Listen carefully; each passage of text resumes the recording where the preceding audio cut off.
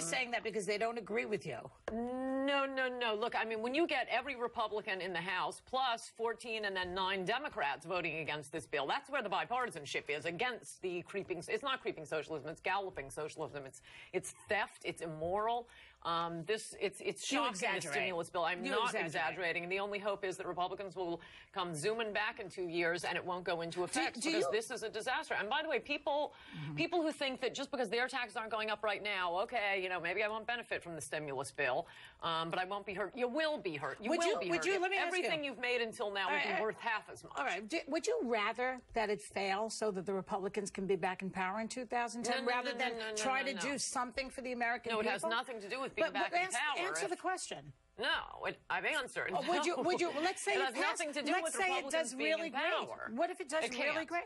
How do you know? You don't know that. Because massive socialism has never worked. I mean, Argentina tried. Japan tried it. They have higher IQs than we do. You can't borrow $1 trillion. We don't have $1 trillion. You know what that means, Joy? That means you either are in hock to China, and there is definitely massive inflation because you start printing money. That means any dollar you have today will be worth 50 cents But in a few who are years. we indebted to for the Iraq War, for example, where we spent $1 trillion also? Look, and Bush and his people brought the deficit up incredibly. So who are we in debt to for that? Yeah, and the deficit's very bad, and Republicans have been the ones talking about it for years. I think it was Bob Dole who said, let them run on the deficit. We've been running on it for 30 years. Americans don't care. Each president, because of the spending of the government, each president has a bigger deficit than the last one. You know what the entire deficit... Take a breath. The entire deficit under George Bush that you're so worried about is $400 billion. This stimulus bill is nearly $1 trillion. Well, that's not true. First of all, everybody knows, and I'm not a political person exactly, but everybody knows at this point that George Bush got a great surplus when he came into office, and he squandered it. Everyone knows that. It was a surplus on paper. Oh, I see. Okay. Now, are you frightened or gleeful that Rush Limbaugh seems to be the head of your party these days? Oh, I think it's fantastic. Really? Yeah, I'd rather have somebody, I mean, I hope, actually, we do have a lot, not that I'd rather have some, but I would like more Republicans running for office who can talk like Rush Limbaugh. You consider Rush Limbaugh a Republican? I consider him an extreme right-winger. I don't consider him a Republican. An extreme right-winger with 20 million listeners. Well, you know, that doesn't mean anything to me. Well, that he has 20 million listeners? That doesn't mean that 20 million people are agreeing with him, you know.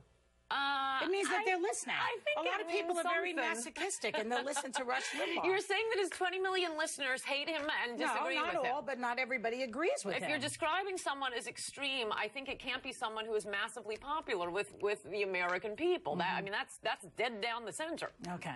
All right, let me ask you something else. Now, do you listen to Rush, by the way? I used to work with him. I was on the same station. No. Well, okay. How can you describe him as extreme? We could interview one of the 20 million people who listen to him every day. But I'm not that into somebody who filibusters like that. I like a conversation. Listen to him. How do you know he filibusters? Because I worked with him for 3 years, and I know what he does. I used to work with him. In the early 90s, I had a radio show on WABC Radio. Okay, so from 20 years ago, you have decided you know that he is an extremist. I see him all the time. When he has 20 million listeners. I know his routine. I know his More than anyone on TV. More than Oprah. Do you think everybody watching Oprah hates her? They're just watching it out of Schadenfreude? Would you ask Oprah? Okay, you know, do people hate you? Do people hate you? I'd like to ask you that. No. Do you think that people hate you? No. Not when I have 7. For a huge smackdown. Like the video if you're new, make sure to subscribe and share the video as well. Thank you guys so much for watching. I'll see you on the next one.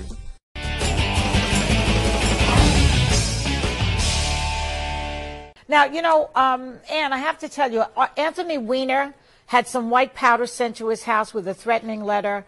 And, you know, Louise Slaughter had a brick thrown into her storefront. Stu Pack is getting threats. People are putting coffins on Democrats' lawns. This kind of hate speech that's going on right now has to stop. I wouldn't bring it up, except that it happened, you know, 2 nights ago here. Yeah, okay, and 200 kids were bringing rocks and sticks to a speech of mine. And I've gotten white powder, and I've been attacked on my property. You don't hear conservatives whining about it all the time. A liberal gets one piece of hate mail, and suddenly Paul Krugman is blubbering on the op-ed page of the New York Times. That's why, by the way, I mean, the only thing responsible people can do responsible people on air, responsible elected officials, is to try to give public figures some privacy. In a country of 300 million people, there are going to be some crazy people out there.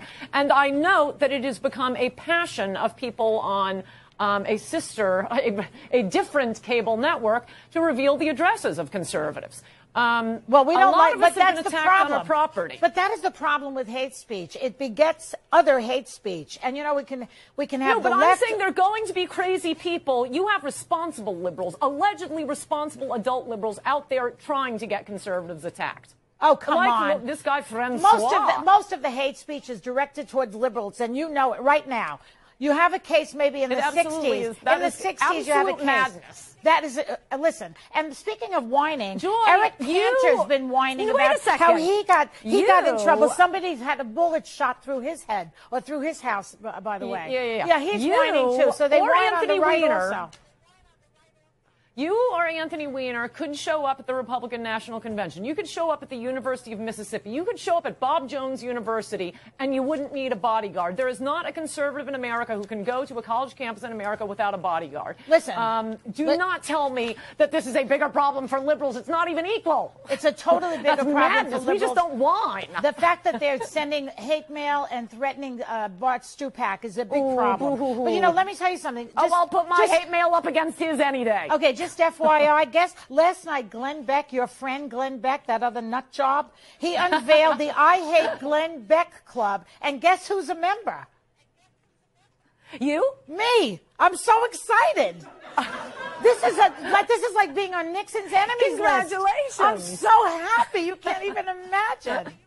But he skipped Whoopi, Al Gore. He skipped Stephen King. You know, he skipped a lot of people, but I'm so privileged to be on that list. You got to put that next to your Costco club card. Okay.